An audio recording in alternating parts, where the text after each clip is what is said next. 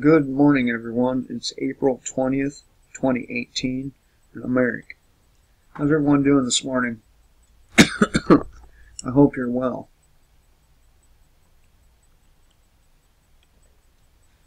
I recently watched an interview with this dude on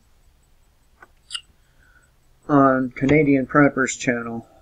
His name is Guy McPherson, and he is a biologist and professor. I'm not sure how to pronounce that word, but was a professor, retired professor from the University of Arizona. I'm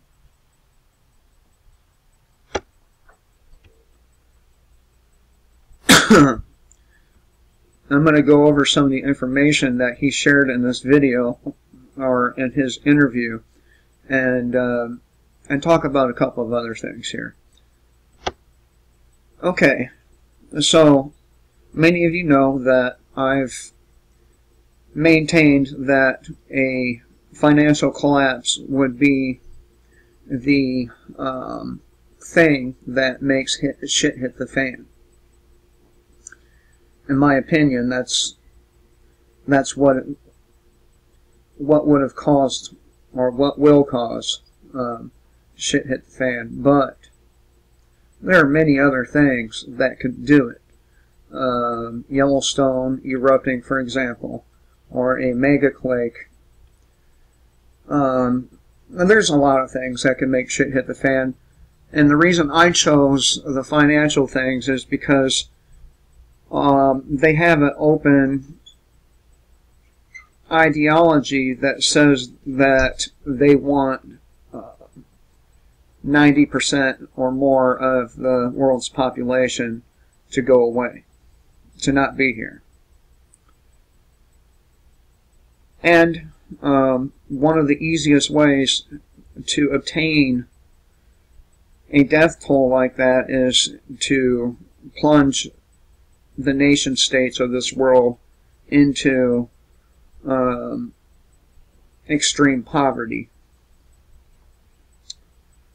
So, and that's why I've said almost the entire time I've had a channel here on YouTube that it would be economic in nature that caused shit to hit the fan. But there's something that many people don't talk about, and that is crop failure. Why am I talking about crop failure? The reason I'm talking about crop failure is because one season, a single season of crop failure, total crop failure, would yield shit hitting the fan. And the guy in that video really does do a great job of outlining the why. I found his website, and we'll be hitting some of the points in his video there, and we're just going to talk about this, if I don't get interrupted again.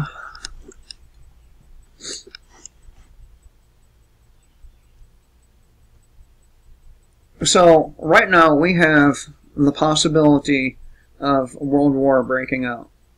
And that's one way shit can hit the fan. We also have a failing economy, another way for the shit to hit the fan.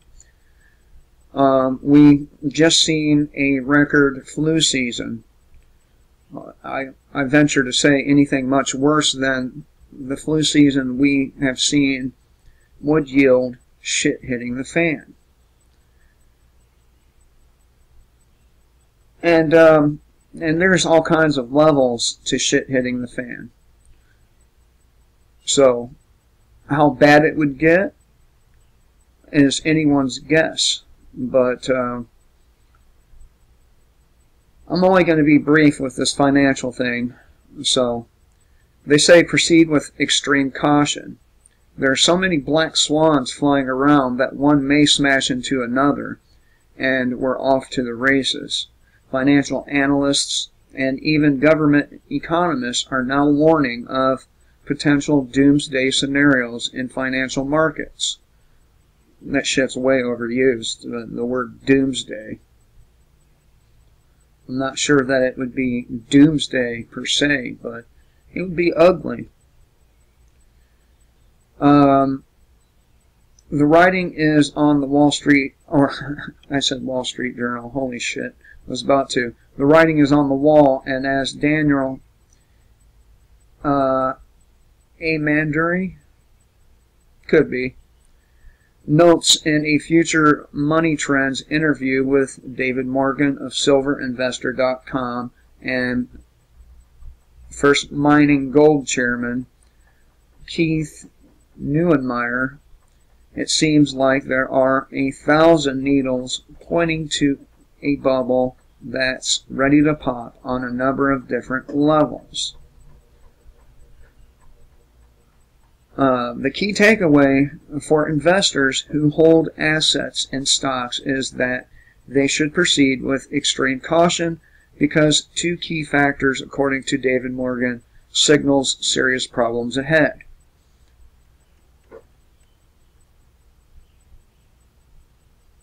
There are two main factors. One is the debt markets. Bonds are starting to weaken. The 35-year bull market in bonds has turned to the downside. Interest rates are key. The stock market as well. I think the top is in. You're going to see lower equity prices overall. Just one more thing here.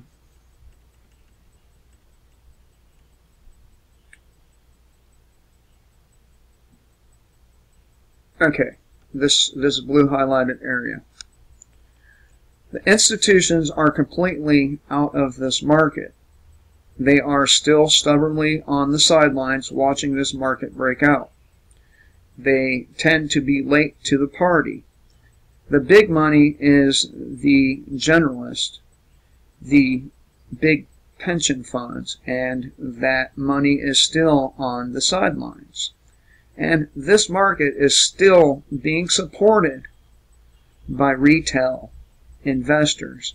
And until the institutions come in, we don't see a huge change. So basically, right now, the stock market is being propped up by your average everyday Joe trying to make a little cash from trading stocks. That's how bad it is. Now, I know a lot of you people don't believe in climate change. I do believe in climate change, just not the way that it's presented by the likes of Al, the lunatic, Gore. They think that whatever's happening to the planet can be stopped through various programs and by killing off a huge portion of the population. They think they can save the planet, and this is not the case.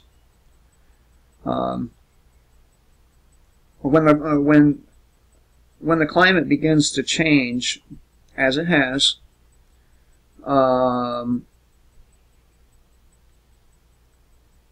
you get species dying off. And then we have Fukushima, of course, helping the die-off along. Alright?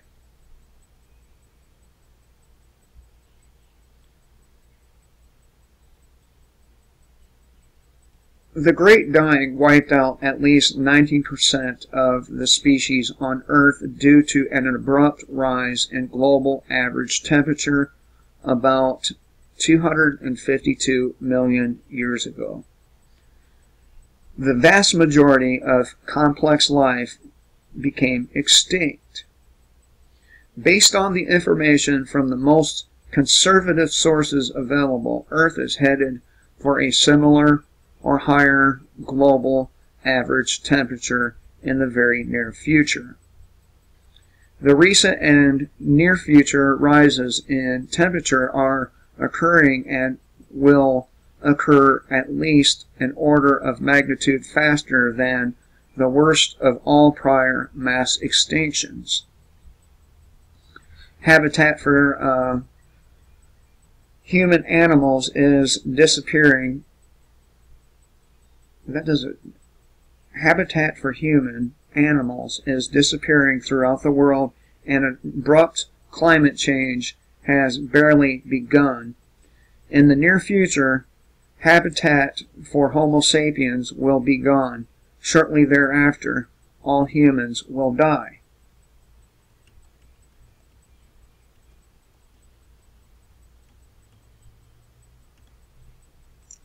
There is no precedence in planetary history for events unfolding today. As a result, relying on prior events to predict the near future is unwise. I am often accused of cherry-picking the information in this ever-growing essay. I plead guilty and explain myself in this essay, posted January 20th or 30th, 2014.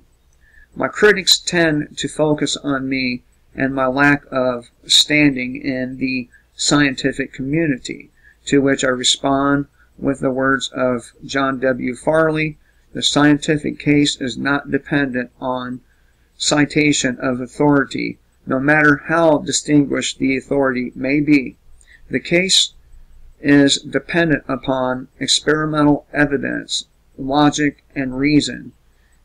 In other words, stop targeting the messenger. A German language version of this essay, updated in 2014, is available in PDF form here, with my thanks to Wormer Winkel, a Russian version focused on self-reinforcing feedback loops, courtesy of Robin. Okay, we don't even need to hit that.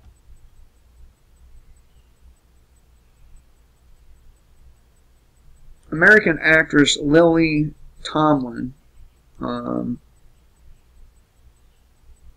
never heard of it or her, is credited with the expression, "No matter how cynical you become, it's never enough to keep up." With respect to climate science, my own efforts to stay abreast are blown away every week by new data, models, and assessments. It seems no matter how dire the situation becomes, it only gets worse when I check the latest reports.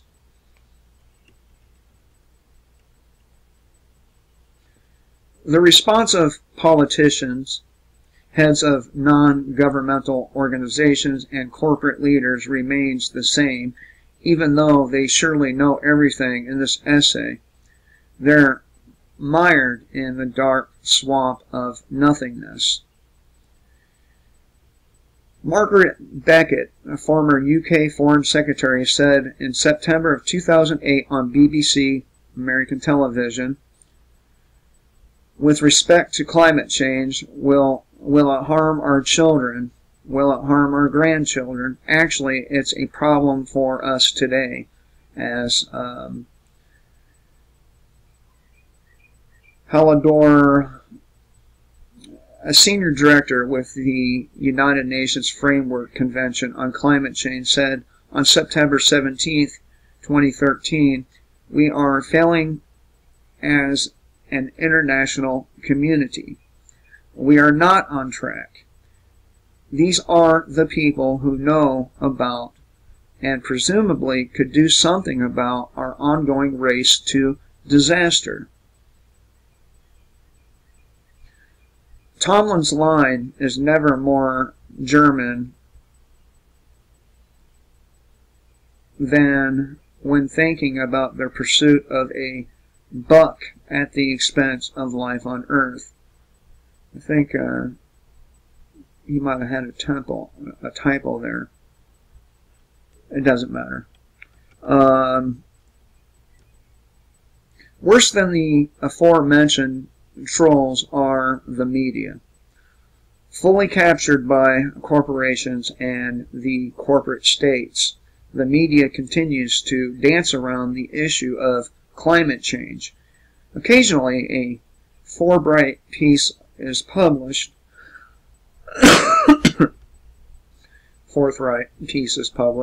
But it generally points in the same wrong direction, such as suggesting climate scientists and activists be killed.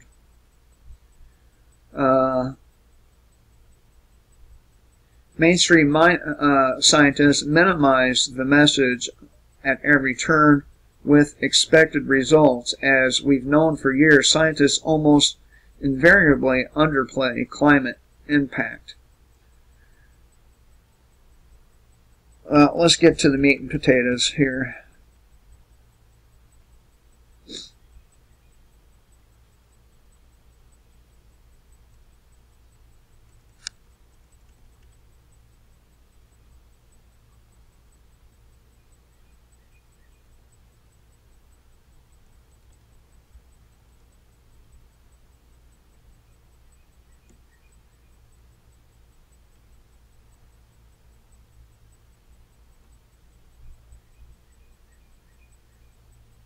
Okay.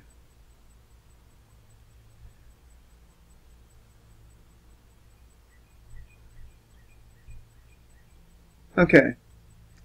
So the issue he is bringing up is rapid climate change, not a slow rot or a slow increase in temperature, but rather a quick one. I'm often told Earth can't possibly be responsive enough to climate change to make any difference to us. But as the May 27th, 2014 headline at Skeptic Scientists, or Skeptical Science rather, points out, rapid climate change is more deadly than asteroid impacts in Earth's past. That's correct. Climate change is more deadly than asteroids. Ever late to the party, the Intergovernmental Panel on Climate Change admits global warming is irreversible without geoengineering. In a report released in September of 2013, the IPCC is among the most conservative scientific bodies on the planet, and their reports are significantly diluted under political pressure. Truth Out Correctly headlines their assessment. Intergovernmental Climate Report leaves hopes hanging on fantasy technology. Time follows up 2 days later with a desperate headline. NASA chief, humanity's future depends on mission to Mars. So, you know, even people at NASA are saying, you know, we got to get the fuck off this planet because we're all about to die.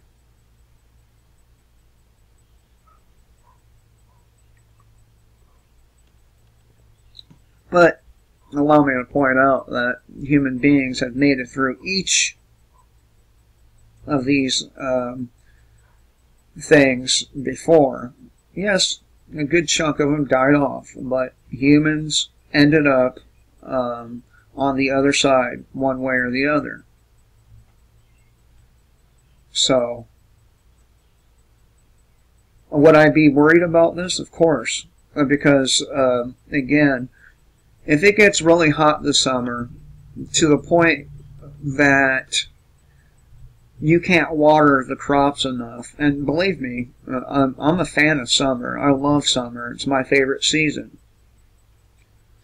It's when my allergies are their least active. I get the most relief in the summer from them. But, you know, we have 1 year of an extreme heat.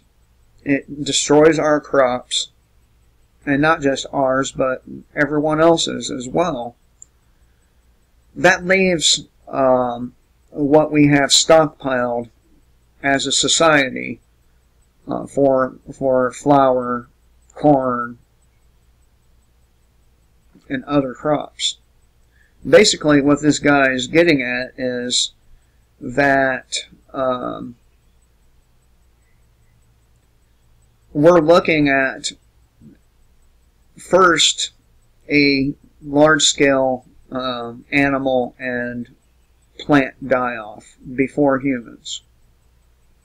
We can already see the animal dying off going on.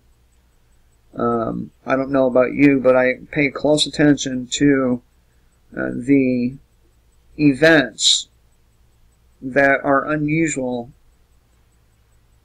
surrounding animals. What I mean by that is birds suddenly dropping from the sky for no apparent reason, or animals walking up to humans with no fear. This is going on.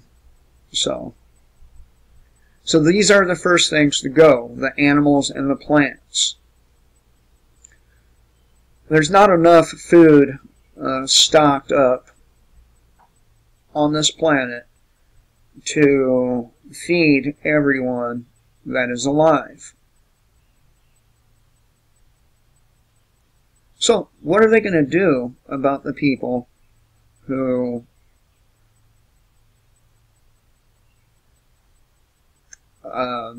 you know, are without? Well, they're simply going to let them die. They're not going to tell anyone. And by the time anyone out there understands what's going on, it'd be too late to prepare. I mean, how do you prepare for something that can take decades? I mean, you're talking about preparing for intergenerational shit hitting the fan. Because even after it cools down again,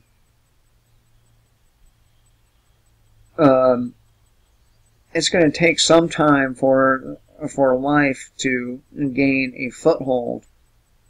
You know, it's going to have to rain, and it's going to have to, a lot of things are going to have to happen before wheat and corn and all that kind of stuff can be grown again. And it's not just in one place either. This is a planet-wide phenomenon. So, let's see here. I saw something in here worth sharing.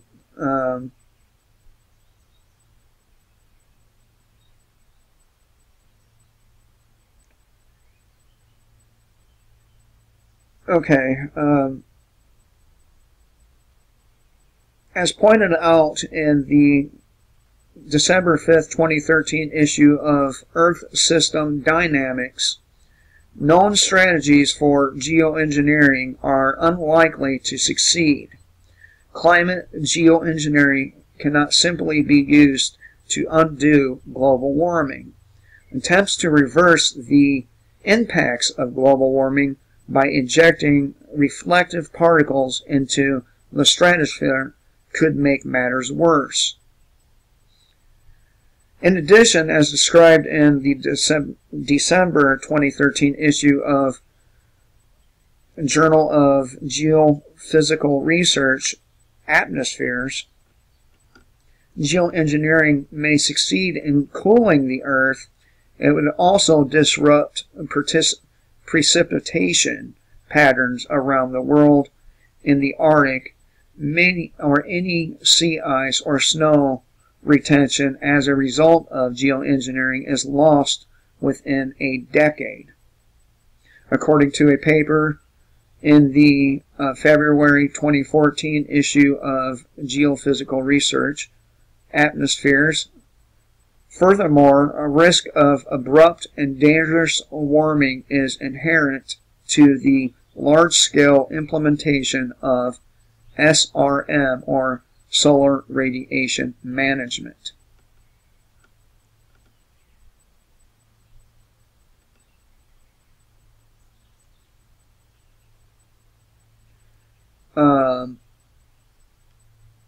In a 2014 issue of Nature Communication, schemes to minimize the havoc caused by global warming by purposely manipulating Earth's climate are likely to either be relatively useless or actually make things worse. Finally, in a blow to technocrats published online in the 2014 issue of Nature Climate Change, a large and distinguished group of international researchers concludes geoengineering will not stop climate change. And yet they continue to do it. Why? If they know that it's not going to stop it, why are they doing it?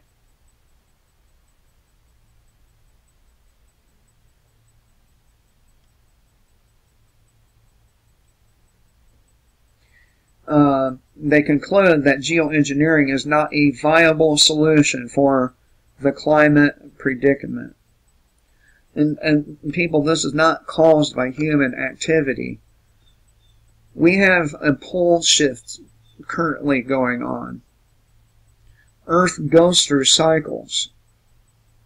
And it seems the species living on the planet throughout the history of the planet have been the ultimate victim of these cycles. So, how do you prepare for complete and total crop failure?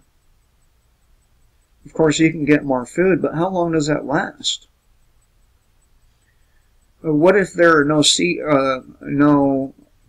what if there's no way to grow the food because the ground is depleted?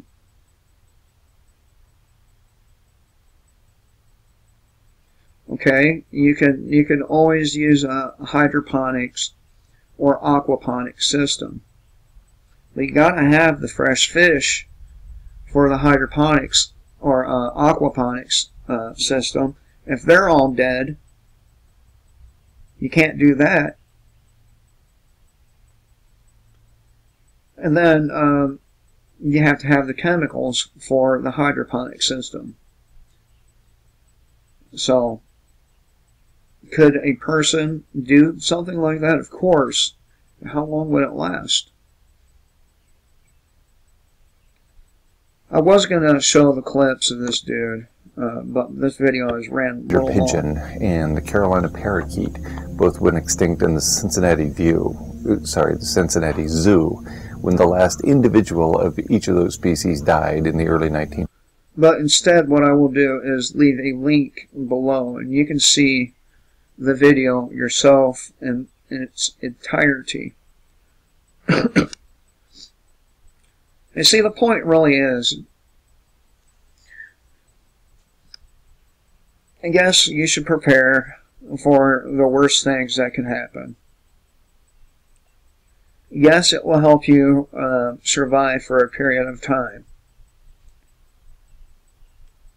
Yes, human beings have made it through the worst things this planet has dished out. But at the end of the day, if it's not government, if it's not the economy, if it's not pandemics, it'll be something else. And when you're preparing, you should really think about what exactly you are preparing for.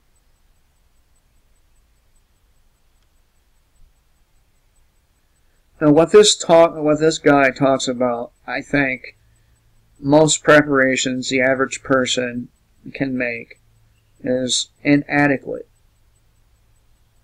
It will not last nearly long enough for them to ride it out.